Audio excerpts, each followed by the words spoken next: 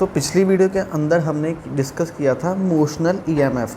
तो motional EMF का formula निकल के आया था बी एल एंड वी। अब जो हम कंटिन्यू टॉपिक करने जा रहे हैं that is the EMF of a rotating rod. तो पीछे वाले टॉपिक और इस टॉपिक में क्या डिफरेंस है? पीछे वाले टॉपिक में हमने एक कॉइल को मैग्नेटिक फील्ड के अंदर रखा था और उससे ईएमएफ को फाइंड आउट किया था। पर इस टॉपिक में हम क्या करने जा रहे हैं, जैसे देखिए यहाँ पर ओ से लेके के पॉइंट तक एक रॉड है, ठीक है। ये कोई कंडक्टिंग रॉड है। अगर इस रॉड को मैग्नेटिक फील्ड में रखेंगे, ये डायरेक्शन है मैग्नेटिक फील्ड लाइंस का, ये जितने भी क्रॉस के निशान हैं, ये क्रॉस के निशान बता रहे हैं कि मैग्नेटिक फील्ड ऐसे अंदर की तरफ जा रहा है, ठीक है। मतलब इस प्लेन के परपेंडिकुलर भी है और इनसाइड भी है। तो ये मैग्नेटिक फील्ड जो है यूनिफॉर्म है। अब ये हमने एक रॉड को कुछ इस तरह से रखा। अब इस मैग्नेटिक फील्ड के अंदर हम रॉड को जब ऐसे घुमाएंगे तो देखिए रॉड को लगातार एक मोशन मिल रहा है ना। तो ये क्या पिक्चर बन रही है, ये कुछ इस तरह से पिक्चर बन रही है। मान लीजिए ये है मैग्नेटिक फील्ड लाइंस जो इस प्लेन के अंदर को जा रही है। These are the magnetic field lines, ठीक है। ये मैग्नेटिक फील्ड लाइंस हैं ये दोनों। अब रॉड इनको काटते हुए जा रहा है, बिल्कुल ऐसे काटते हुए जा रहा है। जैसे चारे वाली मशीन होती है ना, कि हम चारे वाली मशीन में चारा डालते हैं और जो ब्लेड होता है उसको काटता हुआ जाता है, बिल्कुल ही ऐसे ही है। तो ये देखिए इस तरह से कट रही हैं, ये मैग्नेटिक फील्ड लाइंस हैं और ये हमारी रॉड है। जब ये रॉड मैग्नेटिक फील्ड लाइंस को ऐसे काटते हुए जाएगी तब क्या होगा, सर्किट के अंदर जो है ईएमएफ जनरेट हो जाएगा। इस रॉड के अंदर जो है ईएमएफ जनरेट हो जाएगा। यहाँ पर ये रॉड है, इसका एक पॉइंट हम मान के चलेंगे ओ और दूसरे वाला पॉइंट के। इस रॉड के अंदर ईएमएफ जनरेट होगा। तो मान लेते हैं कुछ टाइम पहले रॉड जो है इस पॉइंट के ऊपर है, ठीक है। आपने यहाँ से घुमाना स्टार्ट किया है, इधर से इसको वेलोसिटी दी तो ये वेलोसिटी हो गई v। आपने इसको घुमाना स्टार्ट किया, कुछ टाइम के बाद ही यहाँ पर पहुँच जाएगा, ठीक है।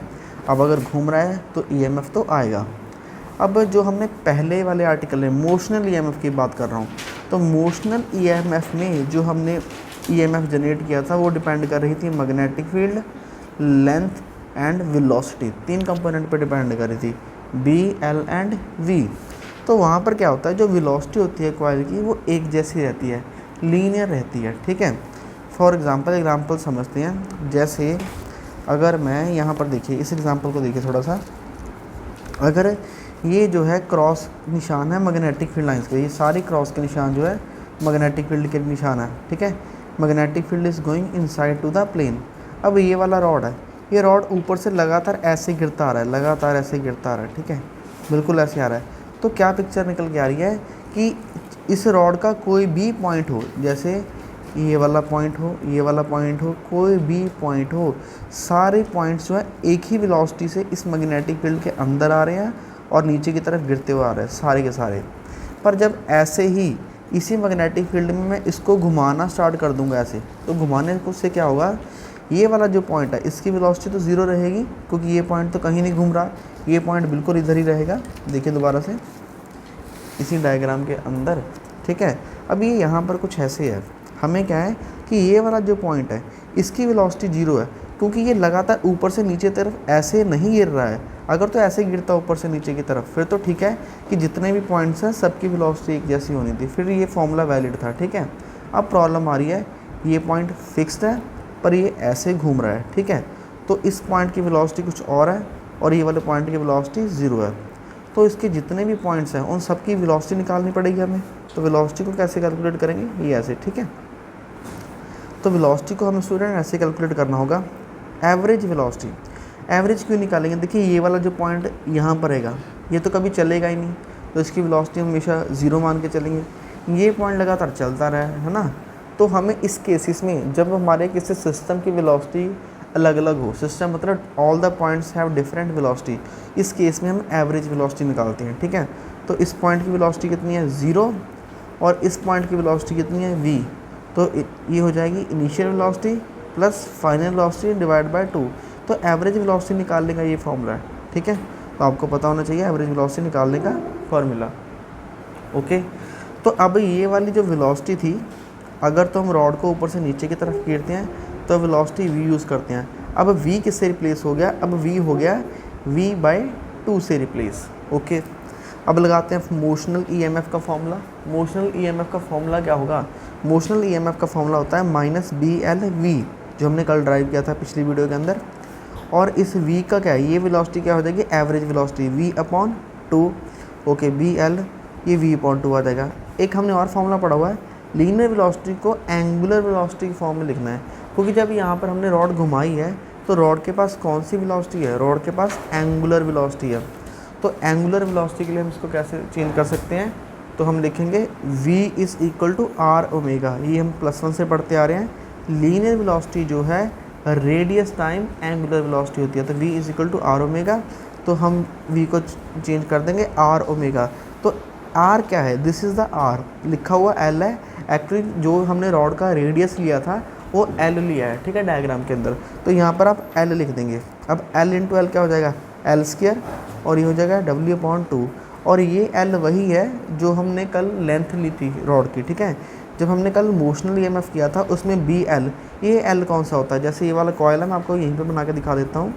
ये कॉयल था, ठीक है, ये वाली जो लेंथ है ये l होती है ना। इस तरह से ये मैग्नेटिक फील्ड के अंदर रहता था और यहाँ से पकड़ के हम कॉयल को बाहर की तरफ खींचते थे वेलोसिटी, तो ये वाला l वो था। और आज भी जब हम इस वेलोसिटी को चेंज कर रहे हैं तो इसमें भी वेलोसिटी का फॉर्मूला लग जाएगा r इंटू ओमेगा। तो ये इन दोनों को मल्टीप्लाई करेंगे, एल स्क्वायर w अपॉन 2। तो ये फॉर्मूला निकल के आया motional EMF of a rotating rod. Okay, अब इसकी कुछ प्रैक्टिकल एग्जांपल समझते हैं। देखिए नेक्स्ट एग्जांपल इसी की हमारे पास क्या है, हमारे पास यहाँ पे देखिए ये एक मैग्नेटिक फील्ड है, ठीक है, and magnetic field is going perpendicular inside to the plane. अब ये एक साइकिल का, और साइकिल का एक्सल है, ये जो टायर होते हैं साइकिल के उसका एक्सल है, और यहाँ से टायर लगातार ऐसे घूम रहा है, ठीक है, ऐसे लगातार घूम रहा है। ये होगी उसकी first line, second, third, fourth, fifth, ठीक है। ये रिम है, ये आउटसाइड वाले पार्ट को हम बोलते हैं रिम, ठीक है, रिम। और ये जो बीच वाला पॉइंट है इसको बोलते हैं एक्सल, ठीक है जी। अब आपको क्या पता करना है, आपको पता करना है क्या एक्सल और रिम के बीच में कोई पोटेंशियल डिफरेंस क्रिएट हो रहा है। तो देखिए पोटेंशियल डिफरेंस क्रिएट करने के लिए आपको क्या चाहिए, आपको एक मैग्नेटिक फील्ड चाहिए, वो तो ऑलरेडी है, यूनिफॉर्म है, क्योंकि जो हमारी अर्थ है, देखिए हमारे अर्थ में भी क्या है, अर्थ में भी हमारे मैग्नेटिक फील्ड है। अर्थ में दोनों कंपोनेंट्स होते हैं, हॉरिजॉन्टल कंपोनेंट भी होता है और लीनियर कंपोनेंट भी होता है। तो ये एक तरह का मैग्नेटिक फील्ड का कंपोनेंट है, चाहे आप अर्थ का मान लें या आप एक्सटर्नल मान लें, ठीक है। तो मैग्नेटिक फील्ड के अंदर ये एक्सल घूम रहा है, तो घूमने से मोशनल ईएमएफ जो है एक तरह का आएगा ही आएगा, पैदा होगा, ठीक है, ईएमएफ जनरेट होगा, और उस ईएमएफ का फॉर्मूला ये रहेगा। ओके, अब मान लीजिए ये वाली जो लाइन है, ये वाला जो रिम है, ठीक है, इस पॉइंट के अंदर, इस लाइन के अंदर, अगर इस लाइन में 2 वोल्ट की ईएमएफ जनरेट हो रहा है, ठीक है, तो ये एक लाइन है 2 volt 2 volt 2 volt 2 volt 2 volt, तो सभी के अंदर 2 वोल्ट जनरेट होगा। ऐसा क्यों होगा, देखिए सुनने में आपको क्या लग रहा है, अगर एक लाइन में 2 वोल्ट का ईएमएफ जनरेट हो रहा है, ये वाला लाइन में, ये है, एक ये पॉइंट हो जाएगा, एक ये पॉइंट, इन दोनों पॉइंट्स के बीच में अगर 2 वोल्ट जनरेट हो रहा है, आपको लगा कि एक लाइन 2 वोल्ट है, तो 1 2 3 4 5, तो 5 लाइन में 10 वोल्ट जनरेट हो जाएगा। पर इसी को थोड़ा सा यहाँ पर देखिए इस डायग्राम के अंदर। अब पैरेलल कॉम्बिनेशन आपने पढ़ा हुआ है, पैरेलल कॉम्बिनेशन में क्या होता है, plus minus plus minus plus minus. तो इस तरह का जो सर्किट होता है इसको बोलते हैं पैरेलल कॉम्बिनेशन। पैरेलल कॉम्बिनेशन में क्या होता है कि पॉजिटिव टर्मिनल सारे एक तरफ लगे रहते हैं और नेगेटिव टर्मिनल जो है सारे ये एक तरफ लगे रहते हैं, है ना। अब ये वाला पॉइंट आप मान के चलिए कि ये पॉजिटिव पॉइंट है, तो सभी लाइंस के लिए, सभी ये जो जितनी भी लाइंस आ रही हैं, है ना, तो सभी लाइंस के लिए ये कॉमन पॉइंट है, तो दिस इज़ पॉजिटिव। तो मान लेंगे सभी के पॉजिटिव जो है एक पॉइंट पे है, और ये नेगेटिव मान लेते हैं, नेगेटिव नेगेटिव नेगेटिव नेगेटिव, तो ये एक तरह का पैरेलल सर्किट बन जाएगा, ठीक है। तो एक्चुअल में पिक्चर इसकी निकल के ये वाली आने वाली है, 2 volt plus minus 2 volt plus minus 2 volt plus minus. तो इस तरह का ये कम्बिनेशन निकल के आएगा। इस तरह के क्वेश्चन आपको एग्ज़ाम में पूछे भी जाते हैं। तो ये हो गया about the EMF of rotating rod. अब इसकी कुछ और एग्जांपल देख लेते हैं। अब ये वाला देखिए जो एग्ज़ाम में बहुत बार क्वेश्चन पूछे गए हैं सीबीएसई के। अब ये मैग्नेटिक फील्ड लाइन है, आप इससे तो जजमेंट कर ही सकते हैं कि जो मैग्नेटिक फील्ड लाइंस हैं वो जा रही हैं प्लेन के अंदर, ये लगातार ऐसे जा रही है magnetic field line, magnetic field lines are going inside to the plane. अब उसमें ये एक रॉड है, ये गिरता हुआ जा रहा है। अब बच्चों ये कैसी कंडीशन है, चलो मान लीजिए 4 मैग्नेटिक फील्ड लाइंस हैं, first line, second line, third line and fourth line, ये कुछ ऐसे जा रही हैं प्लेन के अंदर मैग्नेटिक फील्ड लाइंस, ठीक है, ये 4 लाइंस। अब इसमें जो रॉड गिर रहा है ना, ये कुछ इस तरह से है, जैसे ये देखिए यहाँ पर रॉड इस तरह से गिर रहा है, ये देखिए इनके बीच में से गिर रहा है, ठीक है। तो क्या ये जो रॉड है, ये जो बाहर वाला रॉड है, क्या ये रॉड को मैग्नेटिक फील्ड लाइन टच कर रही हैं? तो आंसर है बिल्कुल नहीं टच कर रही, क्योंकि इनके बीच में से निकल रहा है, ठीक है। तो ये रॉड कुछ इस तरह से गिर रही है कि ये जो मैग्नेटिक फील्ड लाइंस है इसको टच ही नहीं कर पा रही। अगर टच नहीं कर पा रही तो कोई भी ईएमएफ जनरेट नहीं होगा और कोई भी करंट जनरेट नहीं होगा, क्योंकि हमने आपको ऑलरेडी बताया कि जैसे ये मैग्नेटिक फील्ड लाइंस है, first line, second line, third line, fourth line, तो ये जो रॉड है इसको ऐसे काटनी चाहिए, ऐसे काट के चलना चाहिए, ठीक है। अगर ये रॉड इस तरह से गिरेगी कि मैग्नेटिक फील्ड को काटते हुए जाएगी तभी ईएमएफ जनरेट होगा। इसके एग्जांपल मैंने अभी आपको बताई थी, जैसे चारे वाली मशीन होती है, जब आप चारे वाली मशीन में चारा डालते हो तो ब्लेड उसको काटते हुए जाते हैं ना, तो ये बिल्कुल ऐसे ही, मान लीजिए चारा है और ये आ गया ब्लेड, ये इसको काट रहा है कुछ इस तरह से, ठीक है। अब दूसरे एग्जाम्पल में समझिए, पहले क्लियर है, no EMF no current. Second example में देखिए ये फिर से मैग्नेटिक फील्ड लाइन वैसे ही है, ठीक है जी, ये होगी मैग्नेटिक फील्ड लाइन। अब ये रॉड है इसके अंदर गिर रही है और ये इसको काट भी रही है, बिल्कुल ये शेप है, काटने वाला शेप है, काटने वाला शेप है। इसका मतलब ये रॉड जब मैं इसको इस तरफ से खींचूँगा तो इसमें वेलोसिटी भी है, मैग्नेटिक फील्ड भी है, मतलब मोशनल ईएमएफ का फॉर्मूला होता है BLV, तो मैग्नेटिक फील्ड भी है, लेंथ भी है और वेलोसिटी भी है। अब आपको पता करना है कि कितना ईएमएफ इसके अंदर जनरेट हुआ। तो स्टूडेंट्स, जब भी आपको बात करनी है कि ईएमएफ जनरेट हो रहा है तो इसके लिए आप लगाएंगे right hand rule. Right hand rule आप ये तीनों फिंगर्स कुछ इस तरह से करेंगे, that is A, B and C, ठीक है। तो सबसे पहले आपको करना है B होता है मैग्नेटिक फील्ड, C हो जाएगा वेलोसिटी के लिए और A हो जाएगा फोर्स के लिए। माफ़ कीजिएगा, एक बार दोबारा सुने। तो ये है राइट हैंड रूल। ए हम यूज़ करेंगे वेलोसिटी के लिए, दिस गिव्स द वेलोसिटी, ठीक है। B, this finger is B gives the magnetic field, this is C gives the current, B से मैग्नेटिक फील्ड, सी से करंट, और ये जो ए थंब बचा है ये होगा वेलोसिटी के लिए। अब सबसे पहले हमें अपने हाथ को ऐसे ही रखना है, हमें मैग्नेटिक फील्ड बतानी है। Magnetic field is going in this way, तो मैग्नेटिक फील्ड अंदर को जा रहा है तो ये फिंगर अंदर को जाएगी, ठीक है।